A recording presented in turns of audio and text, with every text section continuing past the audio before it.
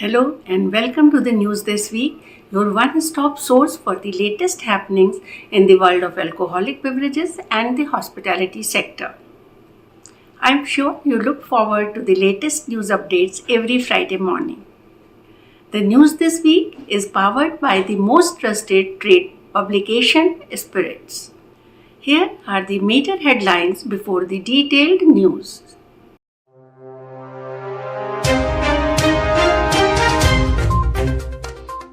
Tamil Nadu releases ethanol blending policy. Home bars in Uttarakhand permitted.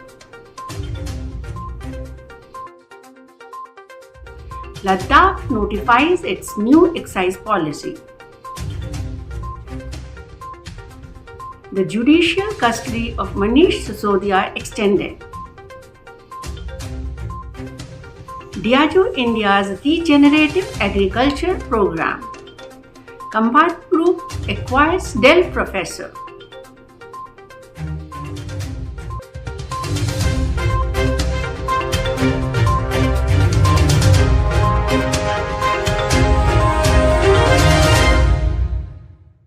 Here is the news in detail.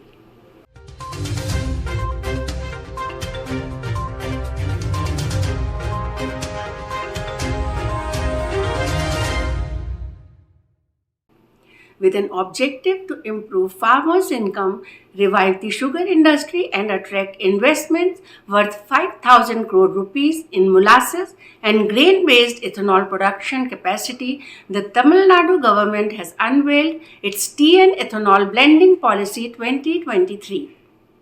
The targets for the policy terms are to be self-sufficient and meet the estimated ethanol blending requirement of 130 crore liters of Tamil Nadu.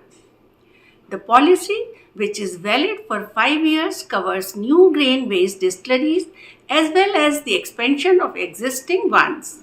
It also covers new molasses and sugar syrup-based distilleries as well as the expansion of existing ones. The Uttarakhand government has allowed its residents to have personal bars in their homes for an annual license fee of 12,000 and 50,000 rupees as a guarantee. As per the amendment done in the state's excise policy, only those who have been regularly filing income tax returns for at least the past 5 years will be eligible to apply for this license. Under this amendment, the permit holders can stock a maximum of 18 liters of imported liquor. As far as wines go, a maximum of 1 box of wine can be kept in the licensed home bar, while the maximum allowed quantity of beer is 15.6 liters in such bars. The UT administration of Ladakh has notified its new excise policy for the 2023-24 fiscal, where it has decided to grant the licenses for operating liquor vends only to the residents of Ladakh, with the objective to empower its permanent residents with special rights and privileges.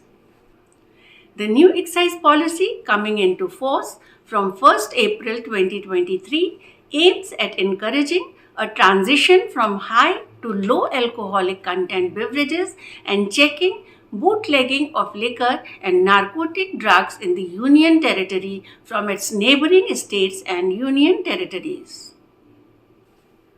Judicial custody of Manish Sisodia, the former Deputy Chief Minister of Delhi, was extended till 3rd of April. He has been implicated in relation to the alleged scam in Delhi's excise policy. He is presently in the custody of the Enforcement Directorate.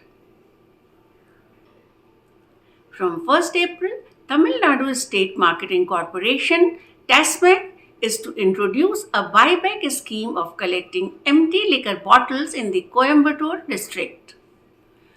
Under this scheme, TASMAC outlets in Coimbatore will charge 10 rupees more than the retail price of the liquor bottles, and the extra amount will be refunded to the customers when the bottle would be handed back to the concerned outlet. The Excise Department of Kerala has recommended that toddy shops in the state will be given star ratings like that of bars. This step could promote the toddy industry in the southern state. The department has also recommended changing the layout and design of the toddy shops.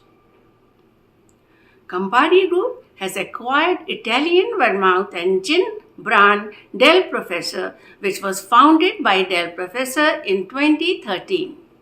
Del Professor was inspired by American mixologist Jerry Thomas, who is also known as the Professor.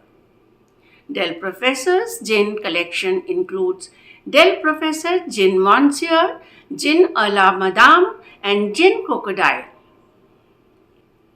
Diageo India, in partnership with the Nature Conservancy India, has announced the launch of a regenerative agriculture program in Punjab and Haryana.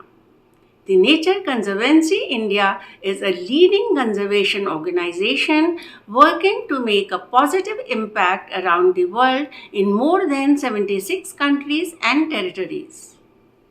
Aimed at transforming agricultural practices, this program will initially equip over 5,000 smallholder farmers with best practices, knowledge, and tools. As part of its long-term commitment, Diageo India will further scale up this initiative in the coming years. Blue Run Spirits has introduced the first digital renderings of its future whiskey making space 7 months after announcing its plans to build a $50 million whiskey distillery and its headquarters in Georgetown, Kentucky. It comprises a 35,000 square foot distillery and 25,000 square foot rick house, which will break ground this year and are expected to open in 2025. Captain Morgan has released its biggest ever global responsible drinking campaign in partnership with multi-award winning singer, songwriter and rapper Bree Runway. This campaign aims to normalize moderation in drinking in social settings as aspirational and fun, contributing towards Diageo's spirit of progress ambition of reaching 1 billion consumers with moderation messages by 2030. The Enjoy Show campaign is all about people setting their own pace and not being afraid to say no to an alcohol drink or to another round of drinks. Captain Morgan is a brand that is about spice, individuality, and fun. Diageo has partnered with Said Business School at the University of Oxford on a unique learning program to educate their senior leaders on environmental, social, and governance. Said Business School at the University of Oxford has created a program to educate the Diageo leaders on the changes they can make to help and deliver the Society 2030 Spirit of Progress ESG Action Plan. Artisanal Spirits, the parent company of the Scotch Malt Whisky Society, has announced the official launch of its new multi-purpose supply chain facility on its 40th anniversary in 2023. It has launched cask storage of 2.5 million pounds and a bottling plant, which the company itself called a real step change in its supply chain performance. According to the company, its production has increased rapidly since the facility became operational.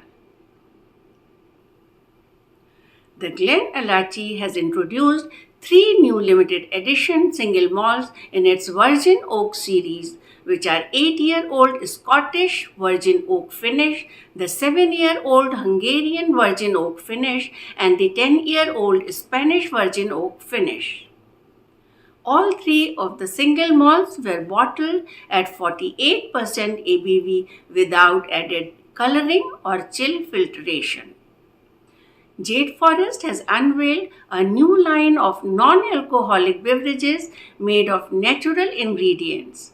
The new line includes cucumber and mint tonic water, spiced ginger ale, tropical ginger ale, and mango lush premium iced tea. Independence Brewing Company, with its presence in Mumbai and Pune, has a new addition to its ambrosial menu. It is called Prince Charming. This specialty ale is prepared by fermenting a mouth-watering blend of malt and fresh apple, traditionally known as grapes, and then aging it with fresh strawberries. Mars Wrigley India has announced the promotion of Kalpesh Parmar as General Manager of Mars Wrigley Asia and the appointment of Taimur Kadri as the new Country General Manager of India. In his new role, Kalpesh will oversee 20 diverse markets in the Mars Wrigley Asia portfolio. Taimur Kadri is currently the Vice President of New Markets and Future Growth Global Emerging Markets Region, Mars Wrigley. Bengaluru headquartered VRO Hospitality has strengthened its leadership with the appointment of Thomas Abraham as the Executive Vice President. An industry veteran of 3 decades, Thomas is a passionate and driven hotelier with a proven track record of high performance over the last 3 decades with the country's leading hotel chains.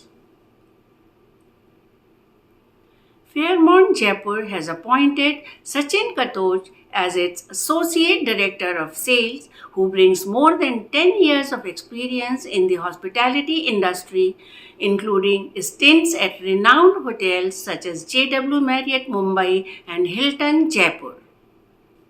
With this, I wrap this bulletin and will be back with you next week with fresh updates. For detailed news and stories, subscribe to Spirits Magazine. And do like and subscribe to the news this week and encourage us to keep doing good journalism. Stay well and safe.